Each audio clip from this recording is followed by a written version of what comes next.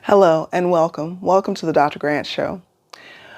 What do you do when you have dreams, but it seems like reality is kind of crashing up against those dreams and making it feel almost impossible to accomplish? If that sounds like you, then listen up. Today, I want to talk about learning how to believe in the impossible, learning how to turn your dreams into reality. Today, we're going to be covering strategies for actually setting and achieving those seemingly impossible goals and instilling faith in your capabilities. Let's go. All right. How often have you had an idea where you might have thought, I like to do that?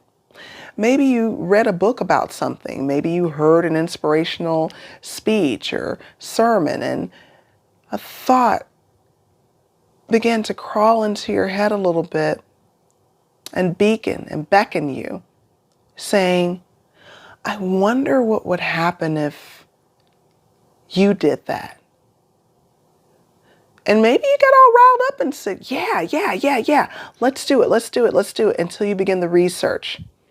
And then you begin to realize, this might mean that I'll have to take classes at night, or this might mean that I'll have to set aside time that I normally use for relaxing, or I have children. How am I going to balance taking care of them and being a good parent and this dream that I have? And you know what happens the moment those thoughts begin to creep into your head? Doubt. Doubt begins to gently glide on in, and it begins to snuff out the spark that you had for that idea.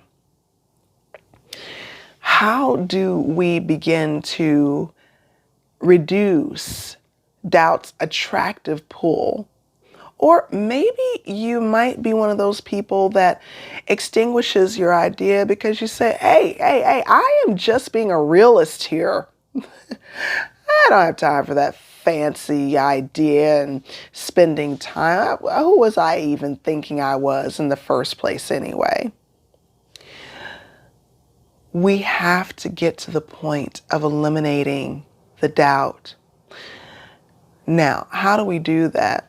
First of all, we have to acknowledge that when we have a vision and an idea or a thought that gently descends down upon us, that thought, it's a gift. It's a gift from somewhere, some spiritual aspect. And you were picked for the execution of that gift. It never dies. It never goes anywhere. It just stays with you and constantly whispers and calls to you until you finally answer the call.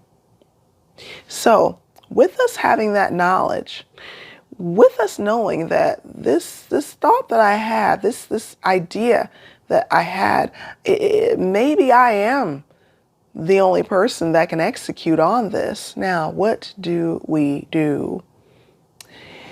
We give ourselves permission, first and foremost, to allow that idea to blossom. Now, the approaches that you take to ensure that this idea blossoms, that's where you're going to need to use discernment.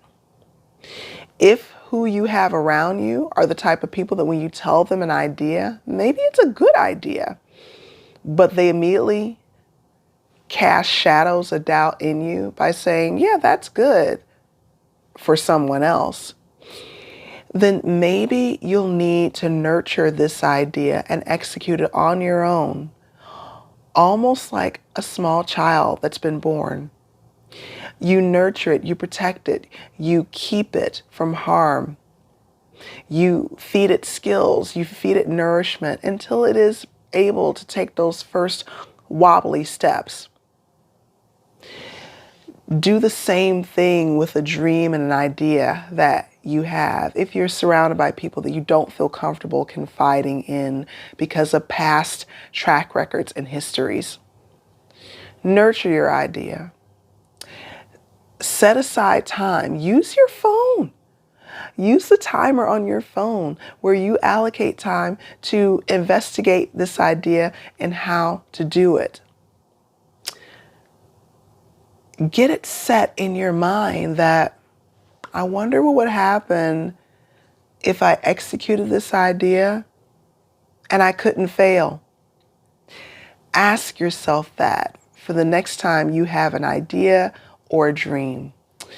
What we're doing in the scenario that I'm posing to you is giving you the opportunity to reprogram your mind and give your mind and force your mind to create winning scenarios that you can take and you can choose to implement, as opposed to, oh, I wonder about the cost. Oh, I wonder about the time.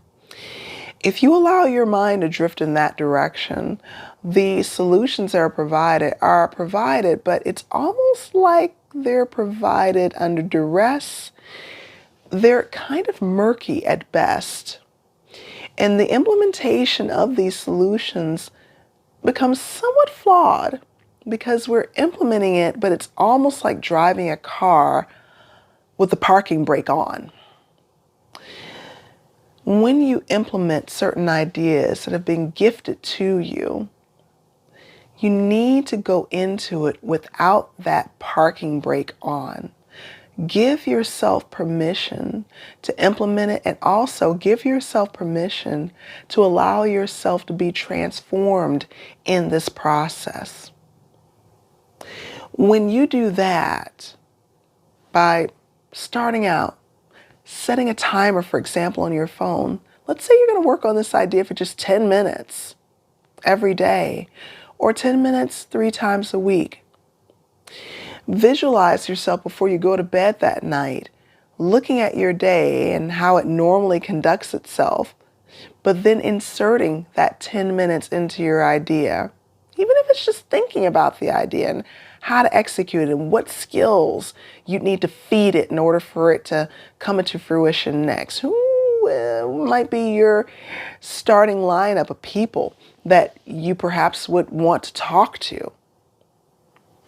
Taking these ideas and executing them like that changes everything, where now your dreams really can become a reality. All right, everyone. Thanks for watching the Dr. Grant Show. Much love to you. Bye.